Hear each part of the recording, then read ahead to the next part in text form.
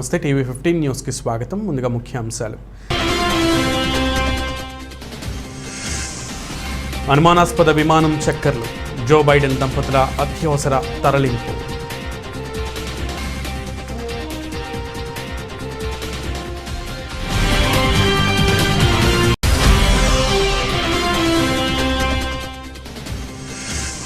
తన 5వ పర్యాటక యాత్రను విజయవంతంగా ముగించుకునే ప్రపంచ కుబేరుడు జెఫ్ బెజోస్కు చెందిన అంతరిక్ష యాన సంస్థ బ్లూ ఆరిజన్.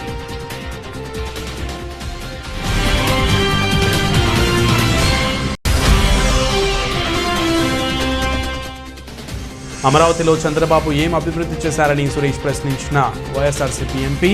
అమరావతిలో ఇళ్ల స్థలాల పంపిణీకి టీడీపీ ఆటంకం సృష్టిస్తోందన్న నందిగం.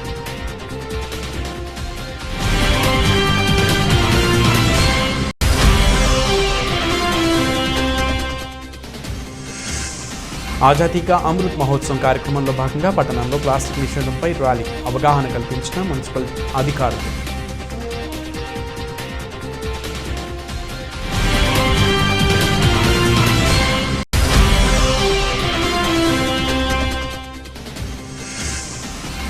భారత్లో నాకు శాపం తగిలింది, వెళ్లిన ప్రతిసారి గాయాలు. Mitchell Marsh.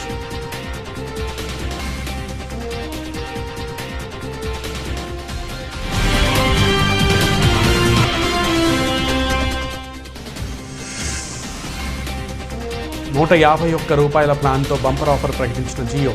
90 రోజులు కాలపరిమితితో 8 GB data.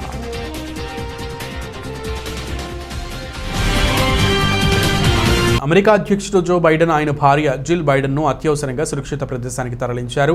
Rehoboth beach, Delaware వద్ద వారిద్దరూ తమ నివాసంలో ఉన్న సమయంలో ఒక గుర్తు తెలియని చిన్న విమానం నిషేధిత గగనతలంలోకి ప్రవేశించింది. దీంతో భద్రతా సిబ్బంది ఆగమేఘాలపై బైడెన్ ఆయన జీవిత భాగస్వామిని అక్కడి నుంచి తరలించారు. వారికి ఎటువంటి ప్రాణహాని లేదని అధ్యక్ష కార్యాలయం వైట్ హౌస్ ప్రకటించింది. నిషేధిత ప్రాంతంలోకి పొరపాటున వచ్చిన విమానాన్ని వెంటనే తమ నియంత్రణలోకి తీసుకున్నట్లు సీక్రెట్ సర్వీస్ ఏజెన్సీ ప్రకటించింది. భద్రతా విమానాలు గగనతలంలో సదరు విమానాన్ని తమ నియంత్రణలోకి తీసుకుని అక్కడి నుంచి తరలించినట్లు తెలిపింది. స్థానిక కాలమానం ప్రకారం శనివారం మధ్యాహ్నం 1 గంట సమయంలో ఇది జరిగినట్లు అధికారులు వెల్లడించారు. ఈ ఘటన తర్వాత పరిస్థితిని అధ్యక్షుడు బైడెన్ సమీక్షించారు. అనంతరం తిరిగి బీచ్ ఒడ్డున ఉన్న తమ నివాసానికి తిరిగి వచ్చేశారు. పైలట్ పొరపాటుగా ఆ ప్రాంతంలోకి విమానంతో ప్రవేశించాడని, ఫ్లైట్ రేడియో ఛానల్ సరిగా లేదని, ఫ్లైట్ గైడెన్స్ను కూడా అనుసరించలేదని గుర్తించారు. ప్రపంచ కుబేరుడు జెఫ్ బెజోస్కు చెందినటువంటి అంతరిక్ష యాన సంస్థ బ్లూ ఆరిజన్ తన 5వ పర్యటన యాత్రను విజయవంతంగా ముగించింది. అమెరికా కాలమానం ప్రకారం శనివారం ఉదయం 8:26 వెస్ట్ టెక్సాస్లోని ప్రయోగ కేంద్రం ఇందుకు వేదికైంది. న్యూ షెపర్డ్ NS-21 రాకెట్ ఒక మెక్సికన్ మహిళ సహా 6 ప్రయాణికులను 106 కిలోమీటర్ల ఎత్తులో అంతరిక్ష పర్యటనకు తీసుకువెళ్లి సురక్షితంగా భూమికి తీసుకొచ్చింది. మెక్సికో మూలాలున్న ఒక మహిళ కట్యా ఇచా జెరెట్టా ఇలా అంతరిక్ష పర్యటనకు వెళ్లడం ఇదే తొలిసారి. అంతరిక్షంలోకి వెళ్లి అత్యంత పిన్న వయస్కురాలైన అమెరికన్గా న్యూ కాట్యా చరిత్ర సృష్టించింది. యాత్ర మొత్తం 10 నిమిషాల్లో పూర్తయింది. నేను పోలీసును, నేనేం చేసినా ఎవరూ అడ్డు చెప్పరు అనే అహంకారంతో ఓ ట్రాఫిక్ కానిస్టేబుల్ నడి రోడ్డుపై అనుచితంగా ప్రవర్తించాడు. ఓ ఫుడ్ డెలివరీ బాయ్ను దారుణంగా కొట్టాడు. ఈ షాకింగ్ ఘటన తమిళనాడులో చోటు చేసుకుంది. వివరాల ప్రకారం సింగినల్లూరు పోలీస్ స్టేషన్ పరిధిలో ఓ స్కూలుకు చెందిన బస్సు డ్రైవర్ ర్యాష్ డ్రైవింగ్ చేసి బైక్లను, పాదచారులను ఢీకొట్టబోయాడు.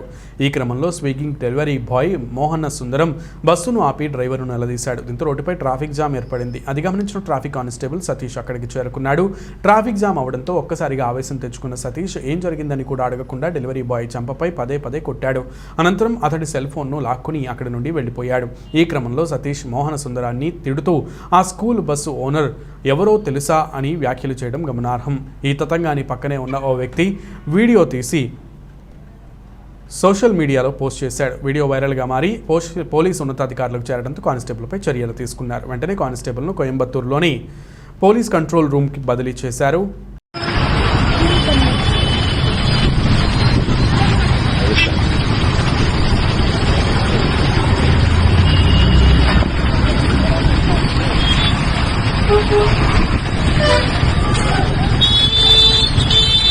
అమరావతిలో చంద్రబాబు ఏం అభివృద్ధి చేశారని వైఎస్ఆర్సీపీ ఎంపీ నందిగం సురేష్ ప్రశ్నించారు. శనివారం ఆయన మీడియా సమావేశంలో మాట్లాడుతూ అమరావతిలో చంద్రబాబు 4 బిల్డింగ్లు కూడా కట్టలేదన్నారు.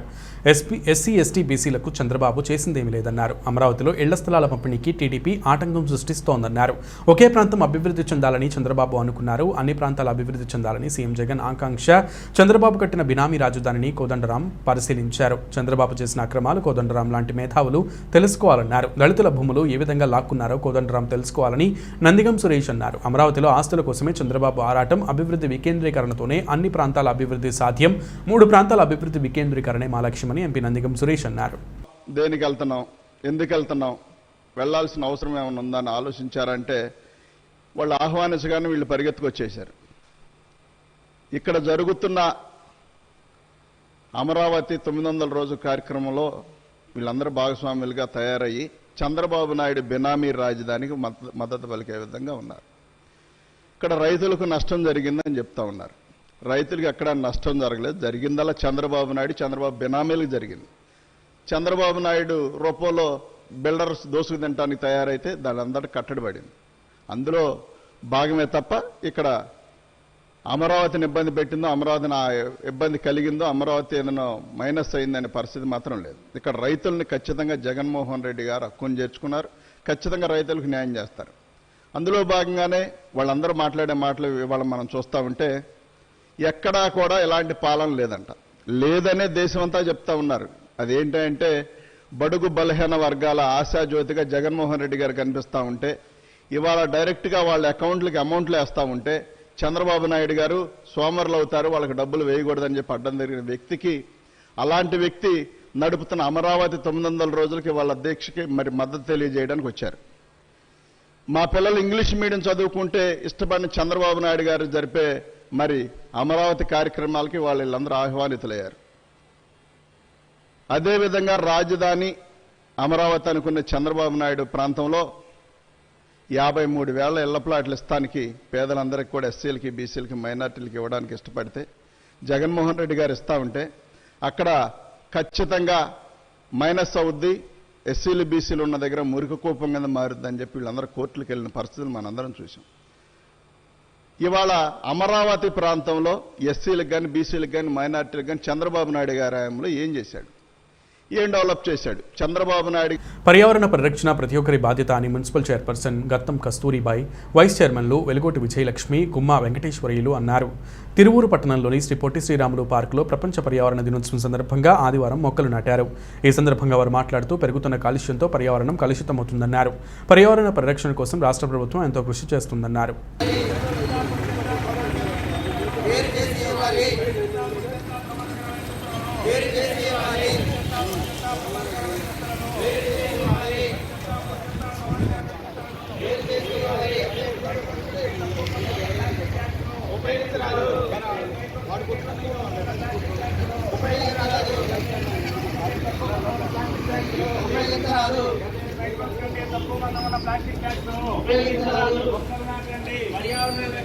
రాష్ట్రంలో అధోగతి పాలైన టీడీపీని కాపాడుకునేందుకే ప్రతి చిన్న ఘటనను భూతత్వంలో చూపిస్తూ చంద్రబాబు శవరాజకీయాలు చేస్తున్నారని ప్రభుత్వ విప్ వైఎస్ఆర్సీపీ పల్నాడు జిల్లా అధ్యక్షుడు పిన్నెల్లి రామకృష్ణారెడ్డి ధ్వజమెత్తారు. శనివారం మాచర్లలోని పార్టీ కార్యాలయంలో మీడియాతో ఆయన మాట్లాడుతూ పల్నాడు జిల్లాలోని 7 నియోజకవర్గాల్లో ప్రజలు టీడీపీని ఓడించారన్న కక్షతో చంద్రబాబు హత్యలు, అల్లర్లు సృష్టించేవారిని చేరదీసి మద్దతు పలుకుతున్నారన్నారు. గ్రామాల్లో శాంతి భద్రతలకు విఘాతం కలిగించే విధంగా వ్యవహరిస్తున్నారని విమర్శించారు. కోనసీమ, రాయలసీమ, పల్నాడు ప్రాంతాల్లో చంద్రబాబు మత, ప్రాంతీయ, కులాల మధ్య వివాదాలు సృష్టిస్తూ నీచ రాజకీయాలకు పాల్పడుతున్నారన్నారు. గుండ్లపాడు, జంగమేశ్వరపాడు ఘటనలతో తనకు సంబంధం ఏమిటని ప్రశ్నించారు. అనేక సంవత్సరాలుగా నియోజకవర్గానికి దూరంగా ఉంటున్న జోలకంటి బ్రహ్మారెడ్డిని టీడీపీ ఇన్ఛార్జిగా నియమించినప్పటికీ నుంచే ఆయా గ్రామాల్లో గొడవలు జరుగుతున్నాయని అన్నారు.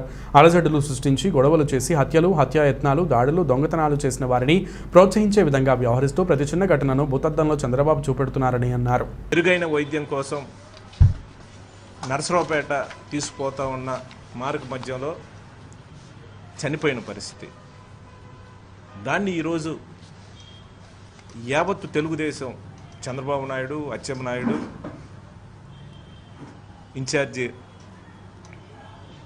ఇన్ఛార్జిగా పంపించిన బ్రహ్మారెడ్డి అందరూ కూడా ఇష్టం వచ్చినట్టుగా మాట్లాడుతూ ఉన్నారు.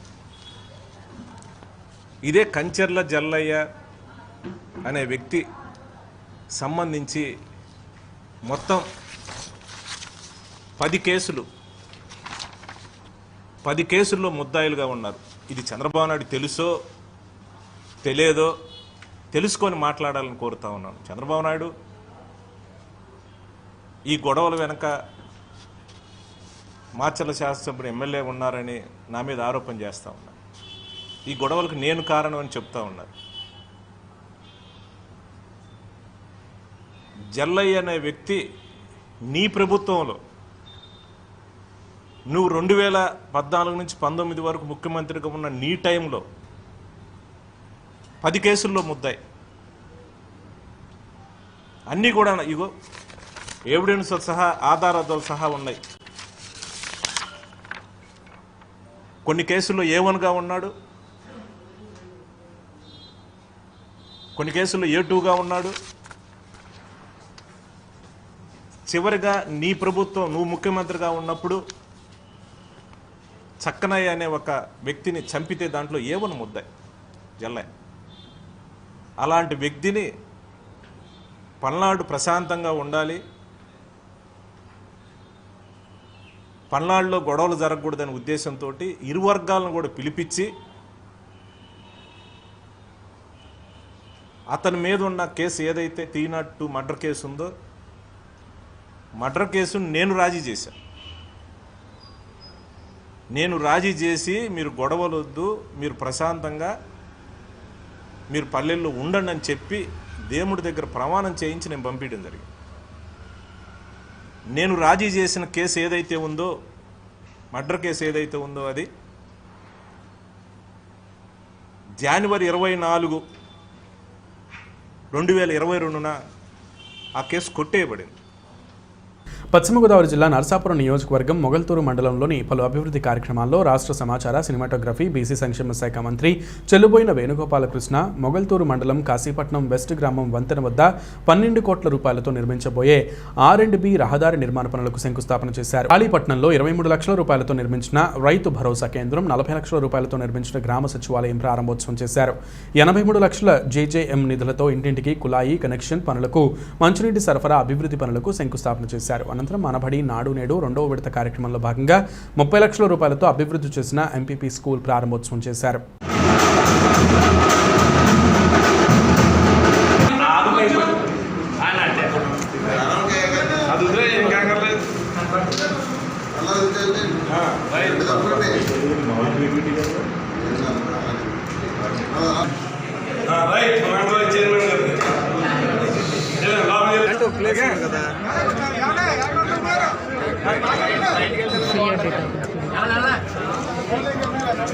వెంటనే చక్కటి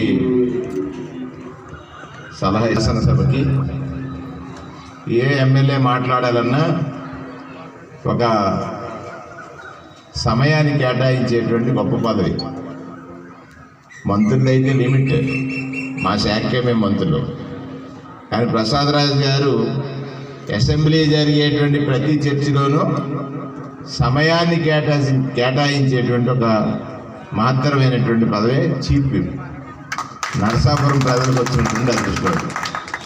అంటే ప్రసాదరాజు గారు ఇప్పటికే అందరికీ తలలో నారిక లాంటి వాడు. అటువంటి ప్రసాదరాజు గారికి ఈరోజు చీఫ్ విప్ పదవి వచ్చింది.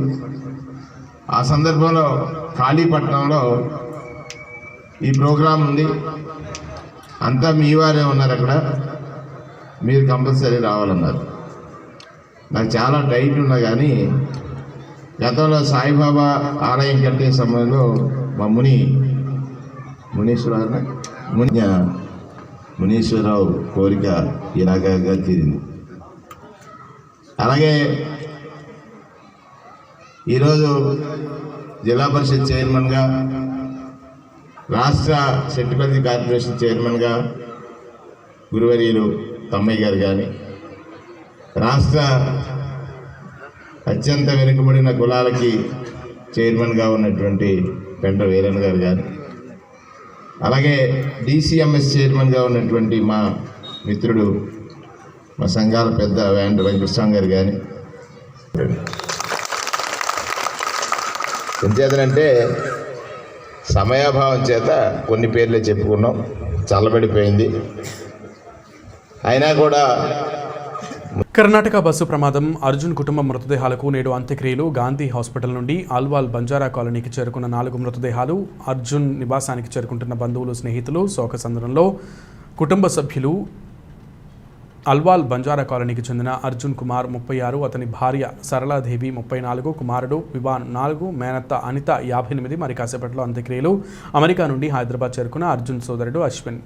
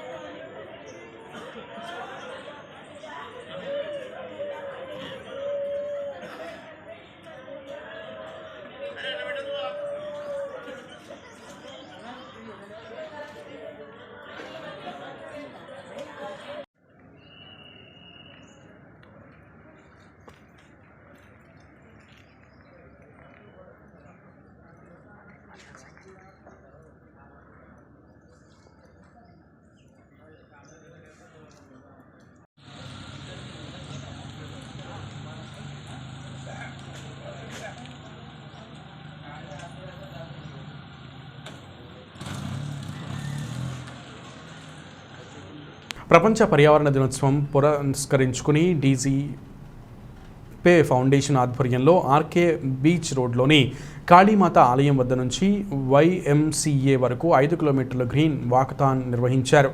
ఈ వాకథాన్ను మంత్రి అమర్నాథ్ ప్రారంభించారు. సామాజిక బాధ్యతతో భాగంగా ప్లాస్టిక్ను నివారించి నిర్మూలించండి అని, మన భూమిని పరిరక్షించండి అనే నినాదంతో ఈ వాకథాన్ ద్వారా అవగాహన కల్పిస్తున్నామని డీజీపీ CEO శంకర్రావు వైశ్యరాజు తెలిపారు. ఈ వాకథాన్లో బాలబాలికలు, సీనియర్ సిటిజన్లు, యువత పెద్ద ఎత్తున పాల్గొన్నారు. United nations environment programme global environment కమ్యూనిటీకి ఈ ఏడాది అంటే 2022 సంవత్సరం ఒక చారిత్రాత్మక మైలురాయిగా నిలుస్తుందని, యునైటెడ్ నేషన్స్ ఎన్విరాన్మెంట్ ప్రోగ్రామ్ 50వ వార్షికోత్సవం జరుపుకుంటున్నదని, ఈ ఏడాది ప్రపంచ పర్యావరణ దినోత్సవం ఓన్లీ వన్ ఇయర్ అంశంతో నిర్వహించారు. ఈ కార్యక్రమంలో జీవీఎంసీ మేయర్ గొలగాని హరివెంకట కుమారి, జడ్పీ చైర్పర్సన్ సుభద్ర తమ సంస్థ ఆధ్వర్యంలో 10 లక్షల మొక్కలు జీవీఎంసీకి అందించనున్నామని ఈ సందర్భంగా తెలిపారు. తెలియజేసుకుంటూ ఈరోజు విశాఖపట్నం నగరపాలక సంస్థ నిర్వహించినటువంటి కార్యక్రమంలో భాగంగా ప్రపంచవ్యాప్తంగా జరుగుతున్నటువంటి ఈ పర్యావరణ దినోత్సవం సందర్భంగా ఒక ఇనిషియేటివ్ విశాఖపట్నం నగరపాలక సంస్థ నుంచి తీసుకోవాలనేటువంటి ఉద్దేశంతో మొదలుపెట్టినటువంటి ప్లాస్టిక్ నిషేధం నినాదాన్ని తీసుకోవడం, ఈ రోజు నుంచి నగర వ్యాప్తంగా కూడా ప్లాస్టిక్ని, సింగిల్ యూజ్ ప్లాస్టిక్ని నిషేధించేటువంటి కార్యక్రమం. దాంతోపాటు పర్యావరణాన్ని కాపాడాల్సినటువంటి దాంట్లో భాగంగా ఈరోజు ఒక్కరోజే జిల్లా యంత్రాంగం ఒక బృహత్తరమైనటువంటి నిర్ణయం తీసుకొని 1,00,000 మొక్కలు నాటాలనేటువంటి నిర్ణయం తీసుకోవడం. రానుటువంటి జూలై 31వ తారీఖు లోపు విశాఖపట్నం జిల్లా పరిధిలో దాదాపు 10 లక్షల మొక్కలు నాటేటువంటి కార్యక్రమాన్ని కూడా ఇనిషియేటివ్ తీసుకుంది. సాగర్తీ స్వచ్ఛత దాంట్లో భాగంగా విశాఖపట్నం నగరంలో ఉన్నటువంటి ప్రధానమైనటువంటి 5 బీచ్ల్ని గుర్తించి అక్కడంతా కూడా స్వచ్ఛత పాటించాలనేటువంటి ఉద్దేశంతో గౌరవ జిల్లా కలెక్టర్ గారు, జిల్లా జీవీఎంసీ కమిషనర్ గారు వీరందరూ కూడా ఒక నిర్ణయం తీసుకొని ఒక ఇనిషియేటివ్ అన్ని NGOస్ని కానీ లేదా పర్యావరణ కాపాడాలనేటువంటి ఉద్దేశంతో ఉన్నటువంటి యాక్టివిస్టులు కానీ వారందరినీ కూడా కలుపుకొని, రెసిడెంట్ వెల్ఫేర్ అసోసియేషన్స్ కానీ అన్ని ఆర్గనైజేషన్స్ కలుపుకొని తీసుకున్నటువంటి నిర్ణయం. తప్పకుండా ఈ ప్రకృతి వల్ల మన వల్ల ప్రకృతి కాదు అన్నటువంటి విషయాన్ని గమనించాల్సినటువంటి బాధ్యత ప్రతి ఒక్క మానవాడి మీద ఉన్నటువంటి తరుణంలో తప్పకుండా ప్రకృతి తల్లి లాంటిది, తల్లిని కాపాడాల్సినటువంటి బాధ్యత ప్రతి ఒక్కరి మీద ఉంది. పర్యావరణాన్ని కాపాడాల్సినటువంటి బాధ్యత ఈ ప్రపంచంలో ఉన్నటువంటి ప్రతి ఒక్క వ్యక్తి మీద ఉంది. జనసేనాని పవన్ కళ్యాణ్ పార్టీ విస్తృత స్థాయి సమావేశం అనంతరం కీలక ప్రసంగం చేశారు. ఎన్నికలకు మరో 2 ఏళ్ల సమయం ఉన్నప్పటికీ ఇప్పటికే చర్చనీయాంశంగా మారిన పొత్తులపై స్పందించారు. ఈసారి జనసేన ముందు 3 ఆప్షన్లు ఉన్నాయని వెల్లడించారు. బీజేపీతో కలిసి ఎన్నికల్లో పోటీ చేసి ప్రభుత్వాన్ని స్థాపించడం, బీజేపీతో పాటు టీడీపీని కూడా కలుపుకుని ఎన్నికల్లో పోటీ చేసి ప్రభుత్వాన్ని స్థాపించడం, జనసేన ఒకటే ప్రభుత్వాన్ని స్థాపించడం తమ ముందున్న అవకాశాలు అని పవన్ కళ్యాణ్ వివరించారు. వచ్చే ఎన్నికల్లో విజయం అనేది పార్టీల మధ్య ఐక్యతపై ఆధారపడి ఉంటుందని అభిప్రాయపడ్డారు. 2014లో రాష్ట్ర ప్రయోజనం ప్రయోజనాల కోసం బీజేపీ టీడీపీతో కలిశామని విజయం సాధించామని చెప్పారు. రాష్ట్ర ప్రయోజనాల కోసం జనసేన పార్టీ చాలాసార్లు తగ్గిందని, ఇప్పుడు మిగతా పార్టీలు తగ్గితే బాగుంటుందని పరోక్ష వ్యాఖ్యలు చేశారు. టీడీపీ నేతలకు నేను ఒకటే చెబుతున్నా, బైబిల్ సూక్తిని మీరు కూడా పాటించండి. తనను తాను తగ్గించుకున్న వాడే హెచ్చింపబడను అని బైబిల్లో ఉంది. జనసేన పార్టీ ఎప్పుడూ తగ్గే ఉంటుంది. పొత్తుల విషయాన్ని జనసేన పార్టీ శ్రేణులు తీవ్రంగా పరిగణించవద్దు. ఈసారి ప్రజలే విజయం సాధించాలని కోరుకుంటున్నా అని పేర్కొన్నారు. పొత్తు ఎలా ఉండాలంటే మనం తగ్గాల్సినంత కాలం తగ్గాం, స్టేట్ ఇంట్రెస్ట్లను కాపాడుతూ వచ్చాం. ఆ దిశగా వెళ్తే ఖచ్చితంగా ఏదైనా ఆహ్వానిద్దాం. 3 పాసిబిలిటీస్ ఉన్నాయి. భారతీయ జనతా పార్టీ మనం కలిసి ప్రభుత్వాన్ని స్థాపించడం, జనసేన భారతీయ జనతా పార్టీ టీడీపీ కలిసి ప్రభుత్వాన్ని స్థాపించడం, లేదా జనసేన ఒకటే స్థాపించడం. జగన్ గారు బైబిల్ సూక్తి ఎంత పాటిస్తారో తెలియదు, కానీ నేనైతే ఒక బైబిల్ సూక్తి పాటిస్తాను. తనని తను తగ్గించుకున్నవాడు హెచ్చింపబడినాడు. ఆయన మిగతా వాళ్ళని తగ్గించి ఆయన పెరుగుతున్నారు. ఆయన మిగతా వాళ్ళ దగ్గర డబ్బులు తగ్గించి ఆయన డబ్బులు సంపాదిస్తున్నారు. నాకు అలాంటి వ్యక్తిత్వం కాదు. నేను రాష్ట్ర ప్రయోజనాల కోసం తగ్గుతాం, కానీ అన్నిసార్లు తగ్గుతానని చెప్పను. తగ్గాల్సినంత వరకు తగ్గాను. 2014లో తగ్గాం, 2019లో ఒక స్టేట్మెంట్ ఇవ్వడానికి తగ్గాను, 2024లో మేము తగ్గడానికి సిద్ధంగా లేము. అన్నిసార్లు తగ్గాం. ఈసారి మిగతా వాళ్ళు తగ్గితే బాగుంటుందని నా కోరిక. నేనేం నమ్ముతానంటే పోరాడితే పోయేదేం లేదు, బానిస సంఖ్యలో తప్ప. నేను అన్నిటికీ సిద్ధం. తెలుగుదేశం నాయకులు కూడా ఒకటే చెప్తున్నాను, బైబిల్ సూక్తి మీరు కూడా పాటించండి. తనని తాను తగ్గించుకున్నవాడు హెచ్చింపబడి. మేము ఎప్పుడు తగ్గే ఉంటాం. ఈసారి ప్రజలు గెలవాలని నేను కోరుకుంటున్నాను.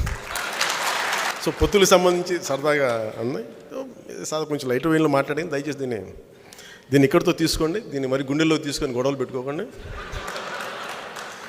మంగళగిరిలో జనసేన పార్టీ విస్తృత స్థాయి సమావేశం అనంతరం పార్టీ అధినేత పవన్ కళ్యాణ్ ప్రసంగించారు. కోనసీమ అల్లర్లను కుల ఘర్షణలుగా వైసీపీ ప్రభుత్వం చిత్రీకరిస్తుండడాన్ని తాము సునిశ్చితంగా గమనిస్తున్నామని తెలిపారు. దీన్ని ఎలా ఎదుర్కోవాలో పరిశీలిస్తున్నామని వివరించారు. జనసేన సైద్ధాంతిక బలం ఉన్న పార్టీ అని స్పష్టం చేశారు.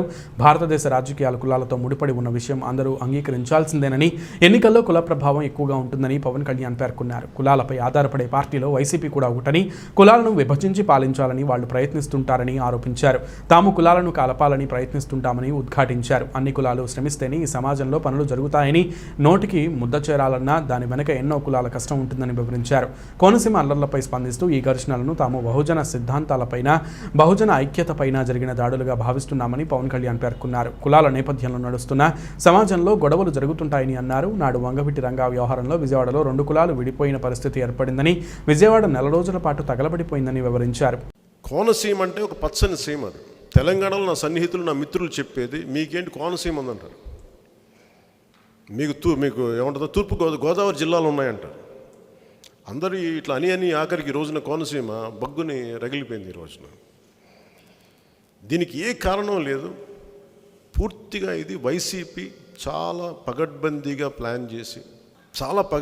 ప్లాన్ చేసి ఈ గొడవలు రేపి బహుజన సిద్ధాంతానికి ఇది దాడిగా ఎందుకు నేను చెప్పానంటే, గత 2.5 దశాబ్దాలుగా అధికారం రాని కులాలన్నీ కలిపి, ఎంబీసీలు కానీ, బీసీలు కావచ్చు, కాపులు కావచ్చు, సెట్టిబల్జలు కావచ్చు, యాదవ సమూహాలు కావచ్చు, గౌడ సమూహాలు కావచ్చు, మత్స్యకార సమాజం కావచ్చు, మైనారిటీ ముస్లిం వర్గాలు కావచ్చు, వీళ్ళందరూ కలిపి ఏకం కావాలి, రాజకీయ దిశానిర్దేశాన్ని మీరు దీంట్లో బలంగా ఉండాలని చెప్పేది మనకి బహుజన సిద్ధాంతం. సో దీంట్లో భాగంగా ఎవరన్నా సరే అలాంటి సమీకరణాలు జరుగుతూ ఉంటే మటుకు దీని మీద దాడి చేస్తారు. ఎప్పుడు కూడా పొలిటికల్గా ఇది 1-2 ఉంటాయి, కానీ ఈ స్థాయిలో చాలా కుట్రపూరితంగా వైసీపీ నాయకులు బీసీల మీద, ముఖ్యంగా సెట్టిబల్జుల మీద దారుణంగా తిట్టడాలు, దాడి చేయించడాలు, ఇవన్నీ బహుజన ఐక్యతకి దాని మీద జరిగే దాడిగా మేము చూస్తూ ఉన్నాం. అన్ని కులాలు వేస్తేనే ఈ రోజున వైసీపీ ఉంది. ఈ రోజున అంటే ప్రతి ఒక్కరు కూడా అలాగే సెట్టిబల్జీలు కూడా చాలా బలంగా వేశారు.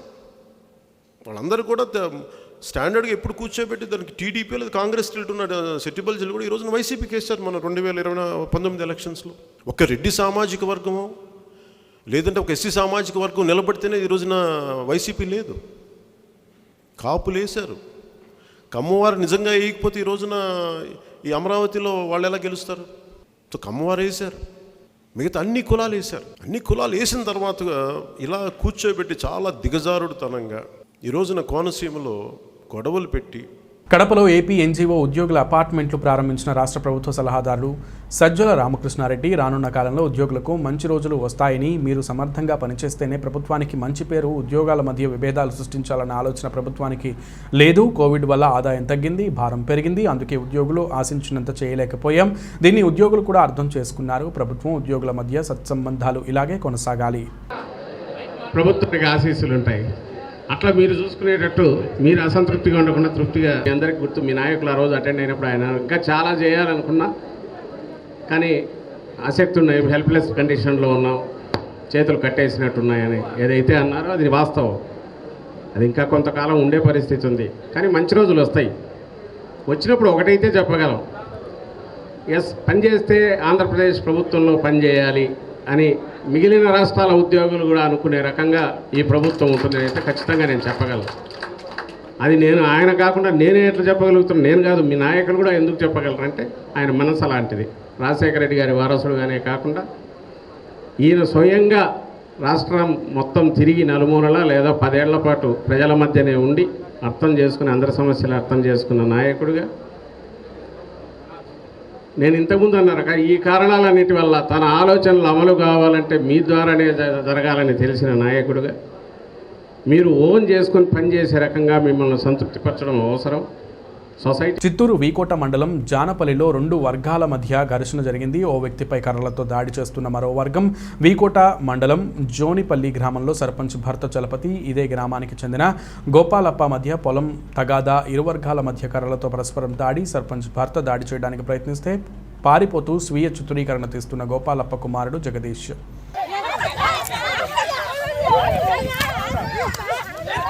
సార్, చిత్తూరు జిల్లా వీకోట మండలము, ఇక్కడ చిత్తూరు జిల్లా వీకోట మండలం సర్పంచ్ వాళ్ళు వచ్చేసి మమ్మల్ని చాలా ఇబ్బందులతో కొడుతూ ఉన్నారు చూడండి. అదేవిధంగా దాసన్న గారు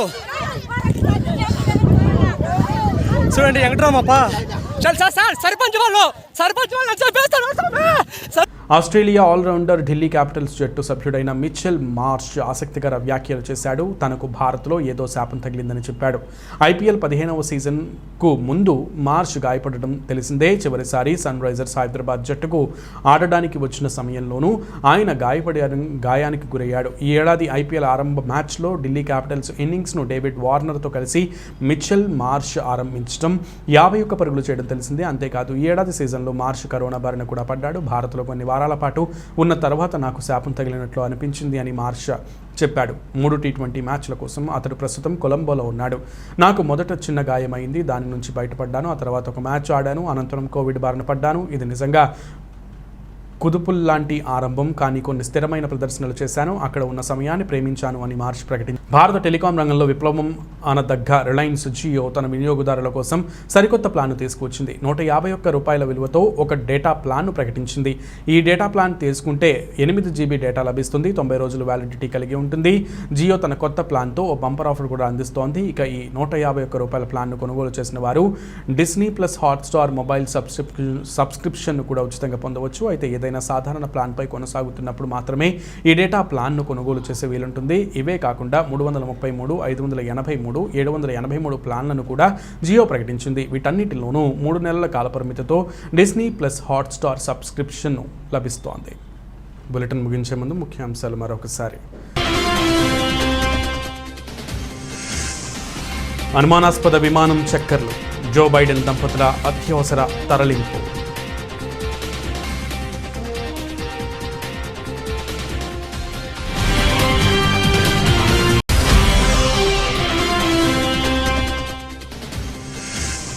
తన 5వ పర్యాటక యాత్రను విజయవంతంగా ముగించుకుని ప్రపంచ కుబేరుడు జెఫ్ బెజోస్కు చెందిన అంతరిక్ష యాన సంస్థ బ్లూ ఆరిజన్.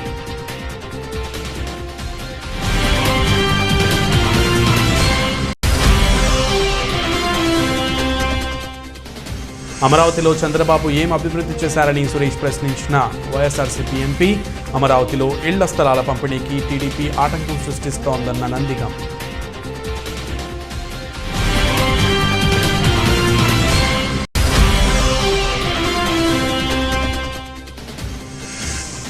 ఆజాదీకా అమృత్ మహోత్సవం కార్యక్రమంలో భాగంగా పట్టణంలో ప్లాస్టిక్ నిషేధంపై ర్యాలీ, అవగాహన కల్పించిన మున్సిపల్ అధికారులు.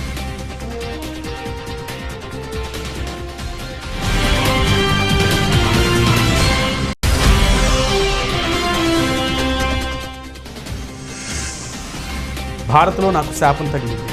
వెళ్ళిన ప్రతిసారి గాయాలు. Mitchell Marsh.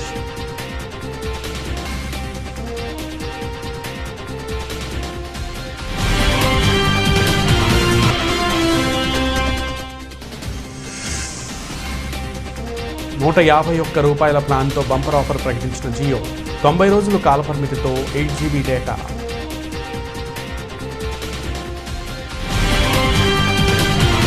ఇవి బులెటిన్ విశేషాలు. నమస్తే.